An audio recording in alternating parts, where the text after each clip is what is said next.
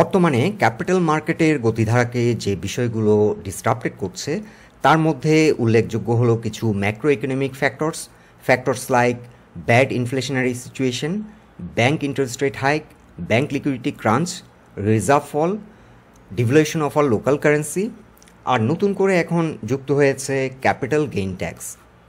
যখনই capital market collapse করে, negative perform করে, বেশিরভাগ ব্লেম কিন্তু কিছু ম্যাক্রো ইকোনমিক ফ্যাক্টরসের দিকেই চলে যায়। বাংলাদেশের ক্যাপিটাল মার্কেটে ব্যাড পারফরমেন্সকে শুধুমাত্র র্যান্ডমলি কিছু ম্যাক্রো ইকোনমিক ফ্যাক্টরস দিয়ে বিবেচনা করাটা আমি ব্যক্তিগতভাবে মনে করি সমীচীন হবে না।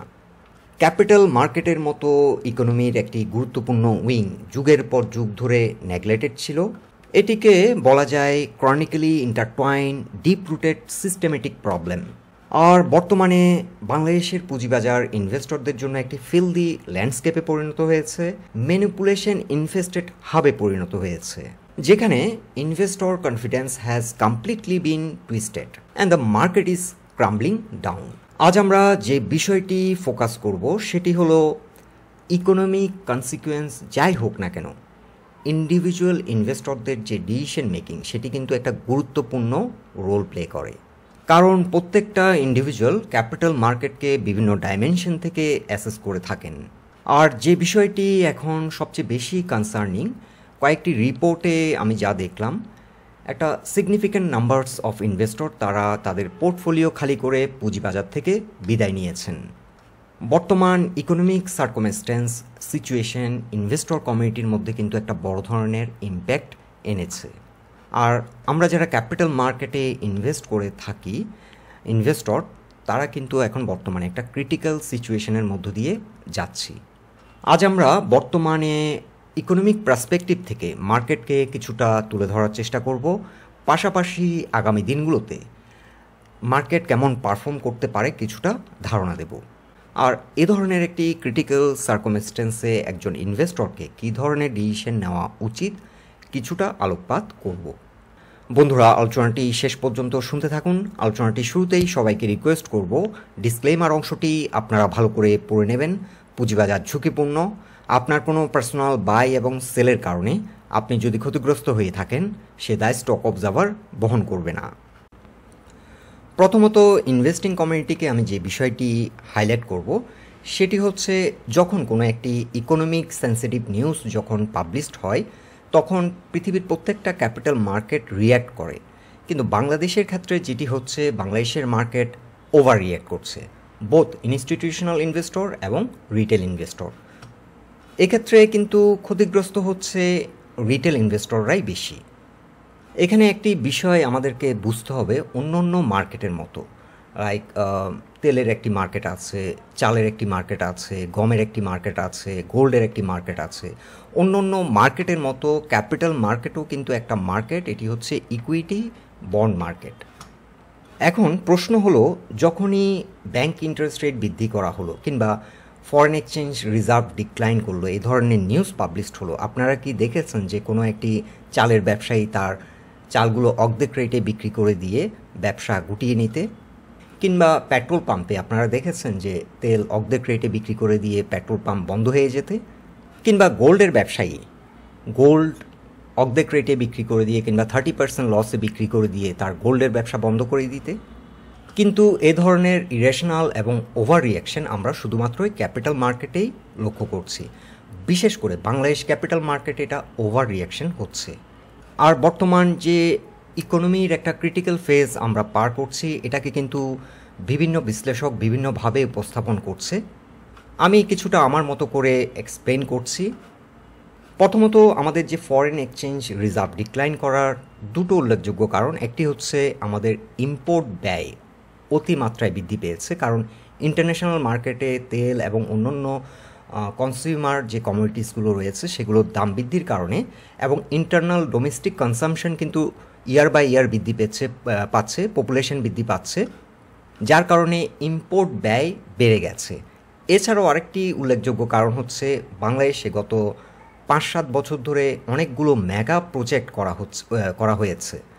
এটার কারণে কিন্তু প্রচুর পরিমাণে র মেটেরিয়ালস ইম্পোর্ট করতে হয়েছে। আরেকটি গুরুত্বপূর্ণ কারণ হচ্ছে দেখুন 2024-এ আমাদের এক্সটার্নাল ডেট এখন প্রায় $100 বিলিয়ন। প্রতি বছর শেষে কিন্তু এই বড় ডেটের কারণে আমাদেরকে একটা বড় ইন্টারেস্ট পে করতে হয়। এটাও কিন্তু আমাদের রিজার্ভের উপর এখন বাড়তি প্রেশার ক্রিয়েট করছে। এখন এই বিষয়গুলোর কারণে আমরা কি কনসার্ন হব না? অবশ্যই আমরা কনসার্ন হব, কিন্তু আমরা ওভার রিয়্যাক্ট করছি। এখন বাংলাদেশ যে ধরনের সিচুয়েশন ফেস করছে, যে ধরনের ডিফিকাল্টিস হার্ডেল বর্তমানে ফেস করছে ইকোনমিক গ্রাউন্ড থেকে, এটা তো আমার সাথে সবাই এগ্রি হবেন। বাংলাদেশ বর্তমানে যে ধরনের ইকোনমিক ডিস্টারবেন্স কিংবা কনসিকুয়েন্স ফেস করছে, তার চেয়েও অনেক বেশি ক্রিটিক্যাল প্রবলেম ফেস করছে রাশিয়ান ইকোনমি। রাশিয়াতে বর্তমানে প্রায় 14,000-এরও বেশি স্যাংশন দেওয়া আছে এবং সারা ওয়েস্টার্ন ওয়ার্ল্ড রাশিয়ার এগনিস্টে। এবং এই দেশটি গত 3 বছর ধরে ইউক্রেনের সাথে যুদ্ধে লিপ্ত। ইম্পোর্ট এবং এক্সপোর্টের ক্ষেত্রে কিন্তু একটা হিউজ ব্যারিয়ার। তারা যে ওয়ার মেশিনগুলো চালাচ্ছে সেটার জন্য কিন্তু প্রচুর পরিমাণে কম্পোনেন্টস বাইরে থেকে ইম্পোর্ট করতে হয় আর্মস অ্যান্ড এমুনিশনগুলোকে ম্যানুফ্যাকচার করতে। সেটাও কিন্তু তারা ঠিকমতো বিভিন্ন র মেটেরিয়াল সাপ্লাই কিন্তু বিভিন্ন ইউরোপিয়ান দেশগুলো থেকে পাচ্ছে না। এ ধরনের প্রতিবন্ধকতার মধ্য দিয়েও কিন্তু রাশিয়ার যে ক্যাপিটাল মার্কেট গত 1 বছরে 30%-এর মতো গেইন দিয়েছে। বর্তমানে 18% শো করছে, কারণ রিসেন্টলি গত 1-2 মাস ধরে মার্কেট আবার ডিক্লাইন করছে। কিন্তু গত 2 মাস আগেও তাদের যদি আমরা লাস্ট 1 ইয়ারের রিটার্ন দেখি, প্রায় 30%-এর মতো ছিল, কিন্তু বর্তমানে সেটি মার্কেট কিছুটা ডাউন হওয়ার কারণে 18%-এ এসে দাঁড়িয়েছে। আমরা যদি 18%ও ধরে নিই তাদের লাস্ট ইয়ার রিটার্ন, এটাও কিন্তু একটা রিমার্কেবল রিটার্ন বর্তমান সার্কমস্টেন্সে। এছাড়া 2023 অর্থ বছরে তাদের জিডিপির গ্রোথ হয়েছে 3.6%, এটিকে যদি আমরা কনসিডার করি আমেরিকা, ফ্রান্স, জার্মানি এবং ইউকের সাথে, রাশিয়ার জিডিপির গ্রোথ 2023-তে বেশি ছিল এই 4টি গুরুত্বপূর্ণ ইকোনমি চেয়েও। সো আমি যে বিষয়টি ফোকাস করার চেষ্টা করছি সেটি হচ্ছে এই যে কিছু সেন্সিটিভ নিউজ আমরা পাচ্ছি, আমরা কিন্তু অনেক বেশি ওভার রিয়্যাক্ট করছি মার্কেটে, যেটার কারণে কিন্তু ক্ষুদ্র বিনিয়োগকারীরাই ক্ষতিগ্রস্ত হচ্ছে দিন শেষে। ফর এক্সাম্পল, আমাদের ফরেন এক্সচেঞ্জ রিজার্ভ যখন ডিক্লাইন করছে, আমরা ইমিডিয়েটলি ধরে নিচ্ছি যে বাংলাদেশের অবস্থা শ্রীলঙ্কার মতো হয়ে যাবে। এখন যে রিসেন্ট নিউজটি দেখুন, এখনও বাজেট কিন্তু পাবলিশড হয়নি। ক্যাপিটাল গেইন ট্যাক্স দেওয়া হচ্ছে কি হচ্ছে না এখনও আমরা সার্টেন না, কিন্তু মার্কেট ওভার রিয়্যাক্ট করে বসলো। এছাড়া কিছুদিন আগে এই নিউজটি পাবলিশড হলো ব্যাংকে লিকুইডিটি ক্রাইসিস। এখন ব্যাংকে যদি লিকুইডিটি ক্রাইসিস থেকেও থাকে, তাহলে কি ইনভেস্টরদেরকে শেয়ার বিক্রি করে লসে বিক্রি করে ব্যাংকে টাকা জমা রেখে ব্যাংকের লিকুইডিটি প্রবলেম সলভ করতে হবে? এছাড়া ক্যাপিটাল গেইন ট্যাক্স যদি দেওয়া হয়, গত 1 যুগেরও বেশি সময় ধরে বাংলাদেশ ক্যাপিটাল মার্কেটে ক্যাপিটাল গেইনের উপর কোনো ট্যাক্স ছিল না, কিন্তু মার্কেট কি up to the mark perform করেছে? করেনি। যে বিষয়টি আমি হাইলাইট করার চেষ্টা করছি, বাংলাদেশ থেকেও অনেক বেশি ডিফিকাল্টিস ফেস করছে পৃথিবীর অনেক দেশ, পলিটিক্যালি কিংবা ইকোনমিক্যালি কিংবা আদার কোনো গ্রাউন্ড থেকে।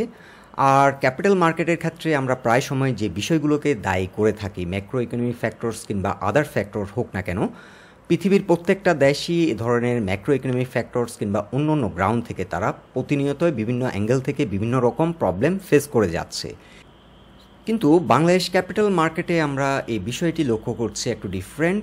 এখানকার ইনভেস্টিং কমিউনিটি অনেকটা ইরেশনাল এবং ওভার রিয়্যাক্ট করছে। এছাড়া বিভিন্ন সময় বিভিন্ন ইকোনমিক সেন্সিটিভ যে ডাটাগুলো পাবলিশড হয়, এখানে একটি ডাটা আমি শো করেছি। বাংলাদেশের এক্সটার্নাল ডেট 2024 অর্থ বছরে $100 বিলিয়ন রিচ করেছে। সো এ ধরনের ডাটাগুলো যখন পাবলিশড হয়, একজন ইন্ডিভিজুয়াল কিন্তু একভাবে ব্যাখ্যা করে থাকে। কেউ এই ডাটাটিকে দেখে আতঙ্কিত হয়ে ওঠেন, কেউ মনে করেন যে না এটা ঠিক আছে, কেউ হয়তো মনে করে থাকেন যে আমাদের ইকোনমি ভালো পারফর্ম করছে না।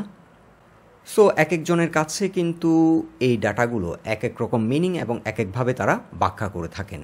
এখন এক্সটার্নাল ডেট একটি দেশে বেশি হলে সেটি ভালো নাকি কম হলে ভালো, এটা ডিপেন্ড করছে সম্পূর্ণভাবে। এভাবে কিন্তু কনক্লুশন ড্র করা যায় না যে এক্সটার্নাল ডেট বেশি হলে ইকোনমি ভালো না, এক্সটার্নাল ডেট কম হলে ইকোনমি ভালো, এভাবে কিন্তু কনক্লুশন আনা যায় না।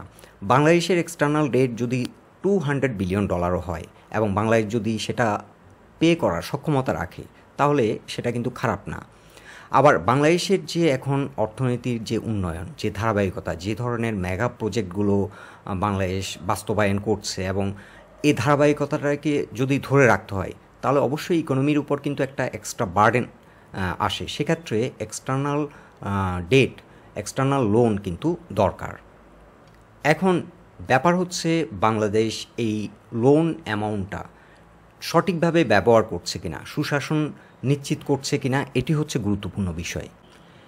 কারণ আমি পার্সোনালি মনে করি বাংলাদেশের ডেভেলপমেন্ট যতক্ষণ না পর্যন্ত সাউথ কোরিয়া লেভেলে পৌঁছচ্ছে, ততক্ষণ পর্যন্ত বাংলাদেশের ডেভেলপমেন্ট ওয়ার্ক চলতে থাকবে, এবং এটিকে অ্যাক্সেলারেট করতে গেলে এক্সটার্নাল লোনের দরকার। এছাড়া এক্সটার্নাল ডেট বেশি হতে পারে একটা দেশে যদি ফরেন ইনভেস্টমেন্ট অতিমাত্রায় যদি একটা দেশে আসে, তখন কিন্তু এক্সটার্নাল ডেট বেশি হতে পারে।